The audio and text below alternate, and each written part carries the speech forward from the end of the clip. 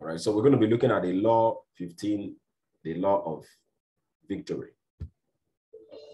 Law number 15 is the law of victory. And the law of victory says, leaders find a way for the team to win. In other words, leaders have the ability to bring victory to the people. In your notes, I have this statement: victorious leaders find the alternative to winning unacceptable. So they find out what needs to be done to achieve victory. And then they go after it with everything at their disposal. Now, if you'll let me just use a sports illustration just for a second. Classic example of somebody that understood the law of victory was Michael Jordan.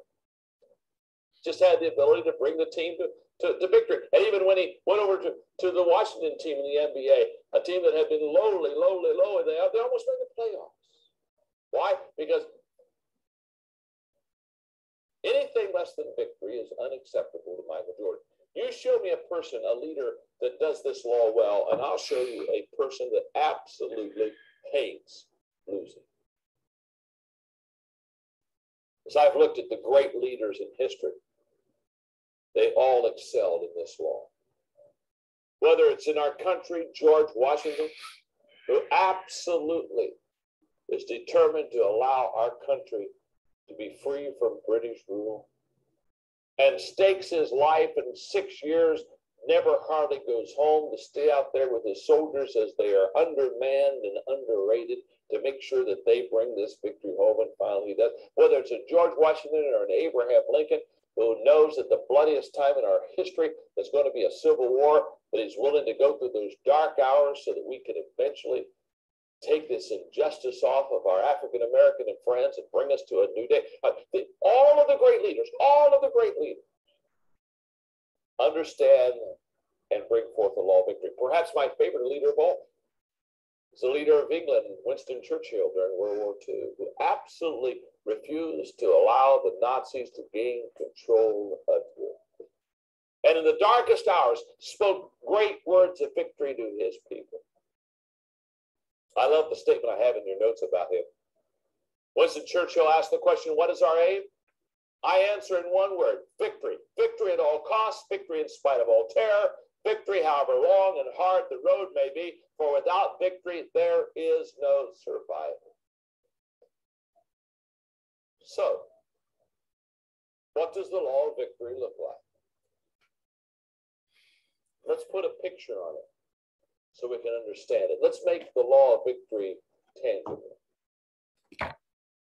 First of all, leadership is responsible. You show me a leader that brings his or her team to victory, and I'll show you a leader that takes responsibility. They take responsibility when defeat happens. They say, look, it was my problem. I was the leader. So the first part or component of the law of victory in leadership is that the leader takes responsibility. No excuses. Well, don't you know some people? Every time there's a problem, they got 17 reasons why it's not there. If and but and if and but. If ifs and buts were candies and nuts, we'd all have a Merry Christmas. The other day, I love this. I picked this up. This is just some true explanations why people had automobile accidents, as reported to the police when they were doing the report. And some of these excuses just cracked me up. Such as this person said, as I reached an intersection, a hedge sprang up. Hedges will do that often, obscuring my vision. Wasn't my fault. The hedge grew fast. An invisible car came out of nowhere, struck my car and vanished. The telephone pole was approaching fast. Those moving telephone poles do it every time. I attempted to swerve out of its path when it struck my front wheel. I hate it when telephone poles do that. The indirect cause of this accident was a little guy in a small car with a big mouth. I had been driving my car for 4 years when I fell asleep at the wheel and had an accident. After 4 years, you'll do that. I was on my way to the doctors with rear end trouble when my universal joint gave way, causing me to have an accident. See excuse. To avoid hitting the bumper of the car in front, I struck the pedestrian. Makes perfect sense to me. I was coming home, pulled into the wrong driveway, and hit a tree that I did not have. The pedestrian had no idea which direction to run, so I ran over him. Make up your mind. Make up your mind. The guy was all over the road, and I had to swerve a number of times before hitting him. This was not easy. This was not easy. I pulled away at the side of the road, glanced at my mother-in-law, and headed over the embankment. That's probably the only one that wasn't an excuse. Hey. No, it's just simple. The law of victory says, very simple, leaders take responsibility. Simple. Simple. Own up. Own up to it. The second thing the law of victory looks like is losing is unacceptable. Exactly. Losing is just not acceptable. Thirdly, passion is unquenchable. You show me a person in the law of victory, and I'll show you a person that is passionate about winning. Creativity is essential. Why? Because you're going to have to constantly be creative to work yourself out of messes to bring victory. The victory is not an escalator to the top. Quitting is unthinkable. They will not quit. Commitment is unquestionable. And because of those preceding things, victory is inevitable. That's just a fact. I'm very fortunate because I have people around me who understand this law very well. And in my inner circle, they really do understand the law of victory.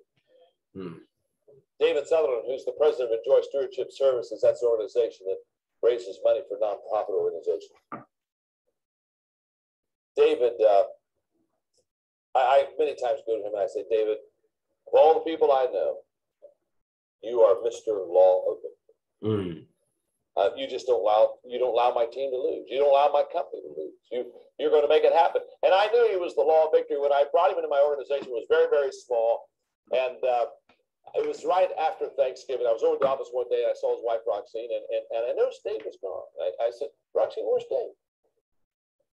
Well, he said, you know, John, his goal was X amount of contracts this year, and he's 7 contracts short. So on Thanksgiving Day, he left and said, I hope to be home for Christmas, but I won't be home if I have the other 7 contracts.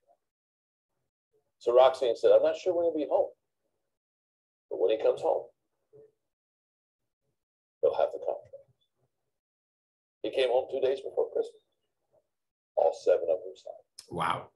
You see, Dave's a leader that isn't going to allow the team to lose. He just is not going to allow the team to lose. Kevin Small, who's the president of Enjoy, we got ready to put together a major leadership simulcast all over America with some of the major players such as Jack Welch and Rudy Giuliani and that whole process. And I can remember the day that Kevin came to us and said, I want to do this simulcast.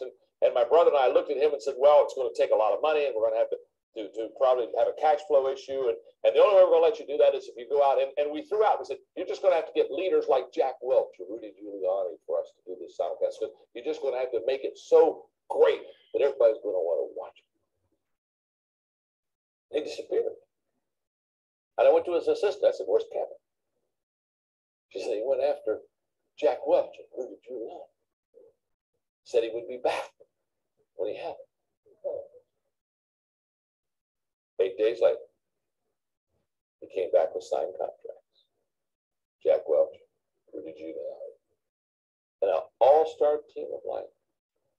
You see, Kevin understands. He understands the law of victory. It's just a very simple law. It's a law that basically says, if you're a leader, you realize your responsibility isn't to get across the line first. Your responsibility is to take everybody that's on your team across the line. You see, the law of victory is not an individual award. The law of victory is not an individual trophy. It basically says because you got across the line and helped everybody else get across the line, you took everybody on your team to a higher level. The law of victory says, yes, you won, but so did all the players around you. The law of victory can probably be expressed best in the words of Bill Russell, who said after every basketball game with the Boston Celtics, which he led to many world championships, said after every game, I evaluate my game not based on how well I played. I evaluate my game on how well the players around me played, because he said my main job is to make them all just a little bit better.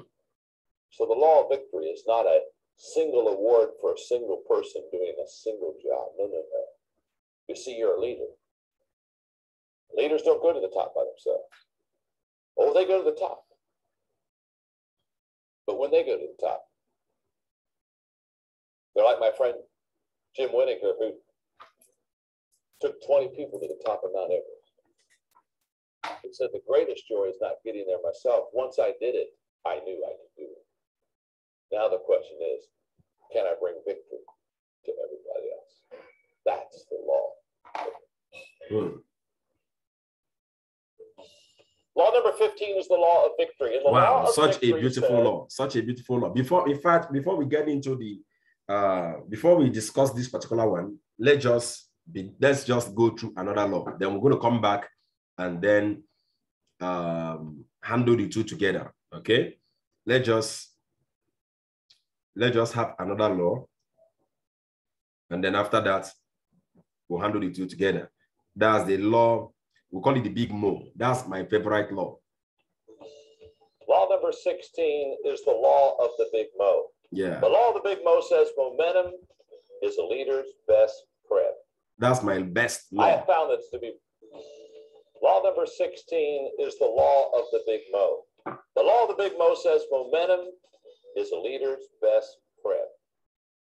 I have found this to be very true. In fact, with momentum, here's what I have found. With momentum, you can solve problems so much easier than if you don't have momentum. So let's talk about it for a moment and grab hold of your notes for a moment, and I'll walk you through some fill-in-the-blank stuff, then I want to do some teaching. First of all, many times the only difference between winning and losing is momentum. Let's understand what momentum will do for you. Just as the law of intuition gets a leader started quicker so that leader can win the race, the law of momentum sustains the victory longer. Momentum allows you to be successful for a longer period of time. An expression they use in the sports world, and you've all heard it, is when a team has got momentum, the sportscasters will say something about like they're playing over their heads. What's it mean when they say they're playing over their heads? What it really means